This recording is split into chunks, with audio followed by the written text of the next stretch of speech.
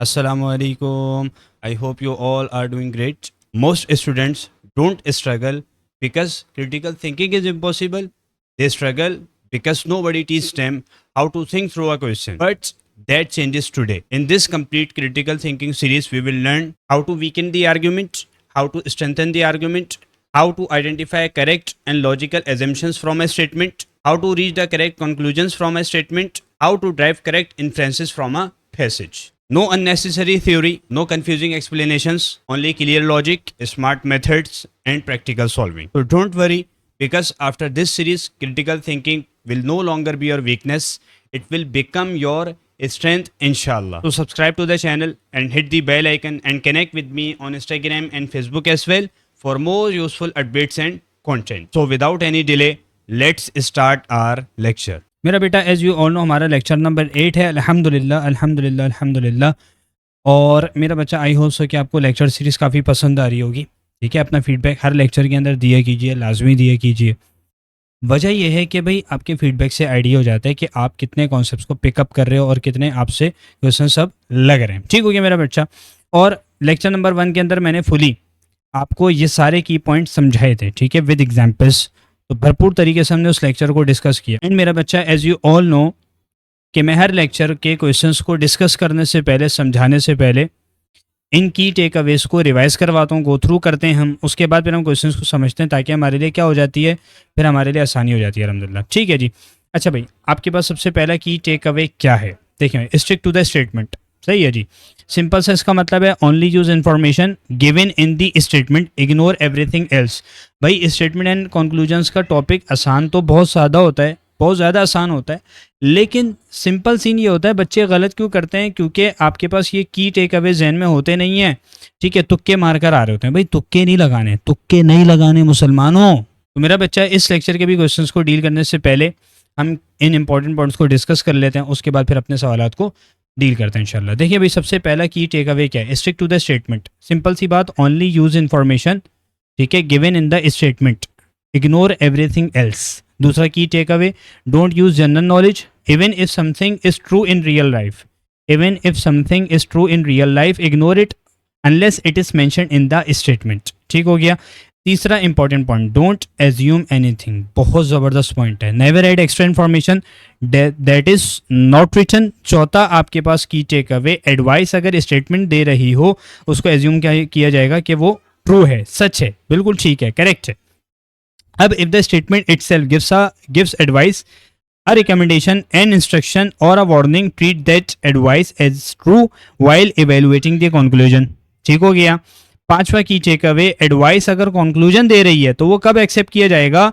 जब आपके पास if it logically follows from the statement. Simple सी बात, if the statement presents a problem, fact और situation, a conclusion giving advice is accepted only when that advice is a logical solution to the statement. Simple सी बात है। ठीक है, I hope so कि आप लोग पिक कर रहे होगे। कोई टाप के अगर आया ना लेक्चर 8 पर, भाई टाप के लेक्चर 1 पर जाओ और पहले इन सारे कॉन्सेप्ट्स को देखो, समझो, उसके बाद फिर इन लेक्चर्स को, उसके बाद वाले लेक्चर्स को आप सॉल्व आउट करो। ठीक हो गया। जितने भी क्वेश्चंस मैंने करवाए फिर करने की कोशिश करो।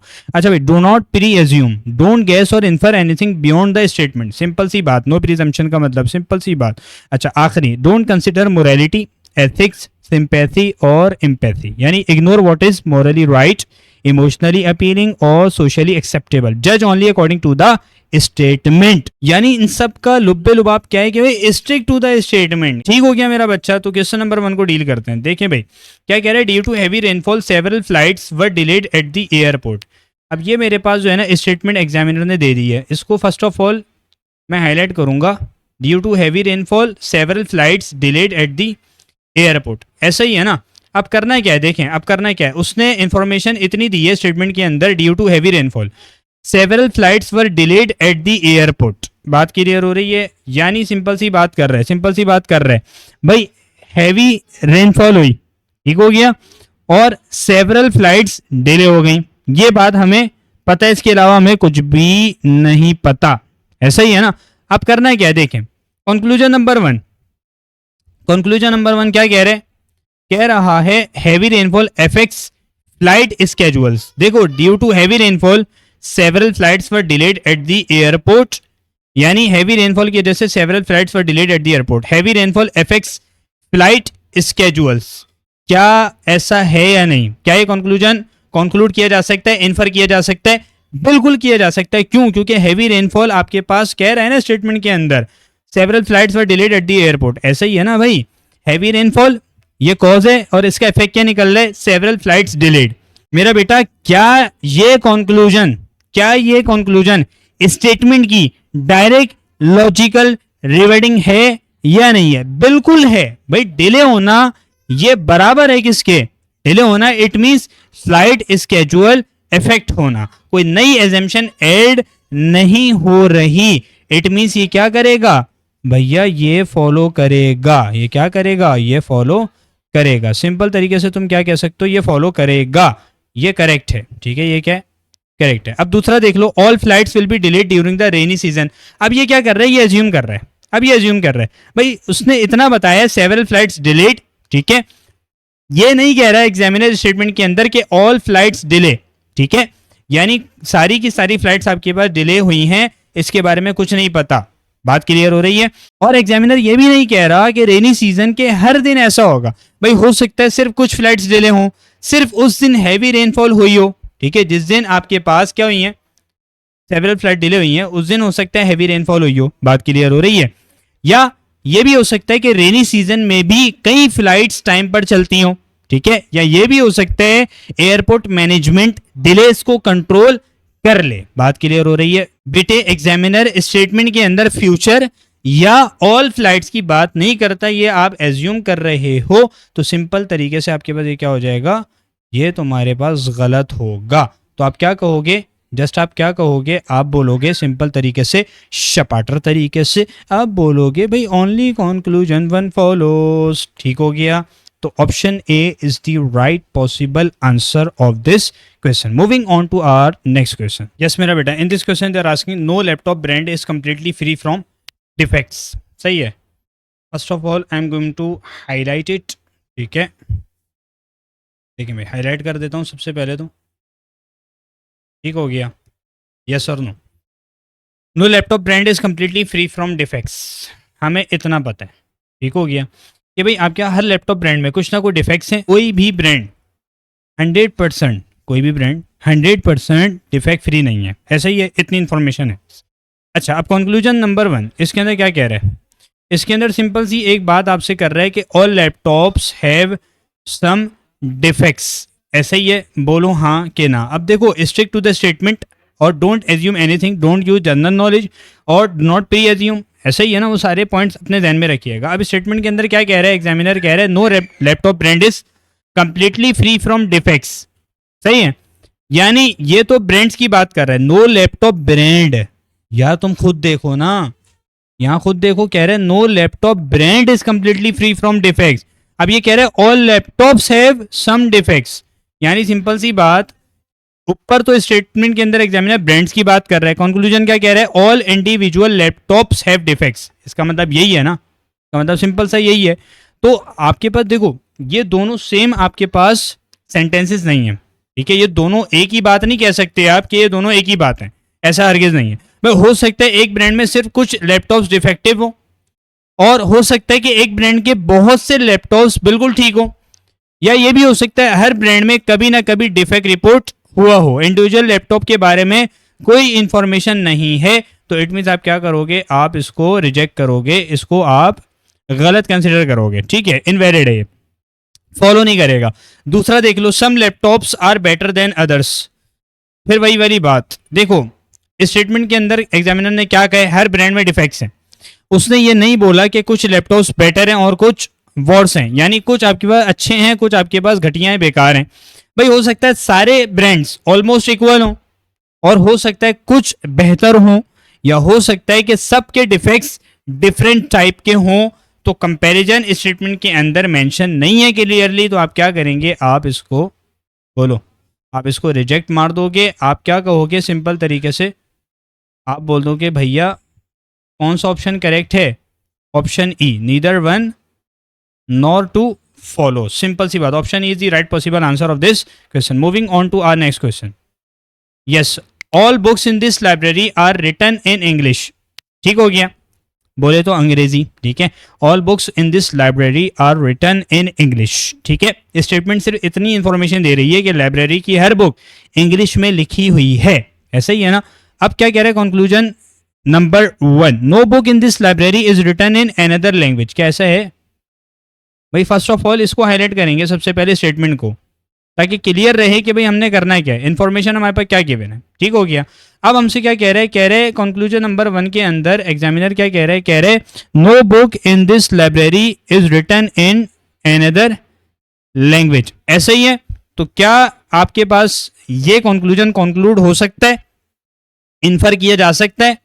मेरा बच्चा बिल्कुल किया जा सकता है। क्यों sir? All books are written in English, no book is written in another language, simple सी बात है बेटे, सिर्फ रीफ्रेश किया हुआ है सेंटेंस को, ठीक है। ये जो आपका कंक्लूजन है स्टेटमेंट की डायरेक्ट लॉजिकल रिवर्डिंग है बस। अगर सारी बुक्स इंग्लिश में हैं तो लाइब्रेरी में कोई बुक किसी और लैंग्वेज में नहीं होगी, कोई नई एजम्पशन ऐड नहीं हुई, तो इट मींस ये क्या करेगा, बोलो, ये आपके पास फॉलो कर रहा होगा, ठीक हो गया। तो ये फॉलो करेगा। Some books in this library are difficult to understand, इसके बारे में कुछ पता है, इसके बारे में कुछ नहीं पता, इसके बारे में कुछ नहीं पता, ठीक हो गया। स्टेटमेंट सिर्फ इतना बता रही है कि लैंग्वेज के बारे में डिस्कशन हो रही है, ठीक है। ये नहीं पता चल रहा कि स्टेटमेंट के अंदर इंफॉर्मेशन ये गिवन ही नहीं है, मेंशन ही नहीं है, बताया ही नहीं गया कि बुक्स ईजी हैं या डिफिकल्ट। हो सकता है भाई सारी की सारी किताबें आपके पास बहुत आसान हो, ठीक है, और हो सकता है कुछ डिफिकल्ट हो सकता है कुछ बिगिनर लेवल की हो और कुछ हो सकता है एडवांस लेवल की हो, ठीक है। डिफिकल्टी के बारे में कोई इंफॉर्मेशन मेंशन नहीं है, गिवन नहीं है, तो आप क्या करोगे, इसको रॉन्ग कंसिडर करोगे। तो आप क्या कह सकते हैं, आप कह सकते हैं कि भाई आपके पास ओनली कंक्लूजन 1 follows, ठीक हो गया। Option A is the right possible answer of this question. Moving on to our last question of this lecture. जी मेरा बेटा, in this question they are saying the sun rises in the east, ठीक है। In this question examiner is asking the sun rises in the east, ठीक है भाई, इतना पता है कि sun rises in the east, ठीक हो गया। अब जनरल नॉलेज यूज मत करना, मैंने तुम्हारे सामने पहले इंपॉर्टेंट पॉइंट्स लिखवा दिए हैं, ठीक हो गया। भाई the sun rises in the east, सिर्फ इतना पता है कि सन मशरिक में राइज होता है, ठीक है, राइजेस इन द ईस्ट, ठीक है, सूरज मशरिक से निकलता है, ठीक हो गया, यानी सन ईस्ट में राइज होता है, ठीक है जी। अब इतना पता है। अब देखो मुझे एक बात बताओ, उसने ऑलवेज का लफ्ज यूज किया कि the sun always rises in the east, ऐसा कुछ कहे भाई मुझे एक बात बताओ, ये कंक्लूजन के अंदर क्या बात कर रहा है? कंक्लूजन के अंदर बात कर रहा है the direction of the sunrise is fixed, ठीक है भाई, सूरज तुलू कहां से होता है, वो जो डायरेक्शन है वो फिक्स है, ठीक है।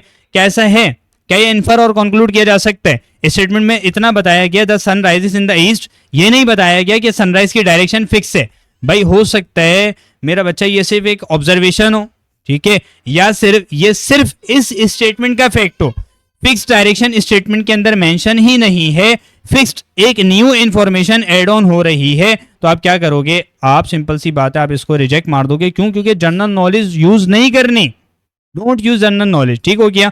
अच्छा अब दूसरा कंक्लूजन नंबर 2 क्या कह रहे the sun always sets in the west. अरे भाई stick to the statement, don't use general knowledge, बिल्कुल ठीक कह रहे वैसे तो, always sets in the west, ठीक हो गया। डोंट यूज जनरल नॉलेज, मगर don't assume anything, no presumption. भाई इतना पता है कि स्टेटमेंट सिर्फ सनराइज की बात कर रहा है, सन वेस्ट में सेट होता है ये नहीं कह रहा, हो सकता है वेस्ट में सेट होता हो, लेकिन स्टेटमेंट ने सनसेट के बारे में कोई डिस्कशन नहीं की, ठीक है। मेरा बच्चा सनसेट डिस्कस ही नहीं किया उसने, तो हमें जनरल नॉलेज को साइड पे करना है, वो यूज नहीं करनी। तो आप क्या कहेंगे, आप सिंपल सी बात करेंगे ये भी गलत है। तो आपके पास कौन सा ऑप्शन ठीक होने जा रहा है, जल्दी बताओ नौजवानों, जल्दी बताओ भाई क्या हो जाएगा आपके पास। ऑप्शन ई आपके पास करेक्ट हो जाएगा, नीदर 1 नॉर 2 फॉलोज, ठीक हो गया। Option E is the right possible answer of this question. मेरा बच्चा आई होप सो भरपूर तरीके से आपको लेक्चर समझ में आया होगा, ठीक है, और भरपूर तरीके से आपको सीरीज पसंद आ रही होगी। काइंडली अपना फीडबैक लाजमी दीजिएगा और इन लेक्चर्स को अपने सर्कल के अंदर भरपूर तरीके से शेयर कीजिएगा, और इस चैनल को भी आपने भरपूर तरीके से अपने सर्कल के अंदर शेयर अप करना है। मैं प्रैक्टिस शीट और लेक्चर नोट डिस्क्रिप्शन बॉक्स के अंदर अटैच करूँगा, प्रैक्टिस शीट डाउनलोड कर लेना, ठीक है।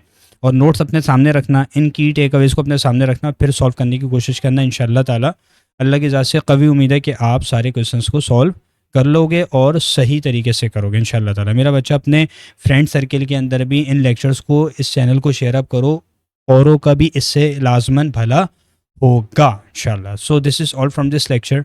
मुझे अपनी बहुत सारी दुआओं के अंदर याद रखिएगा। जज़ाकल्लाह। अस्सलाम वालेकुम।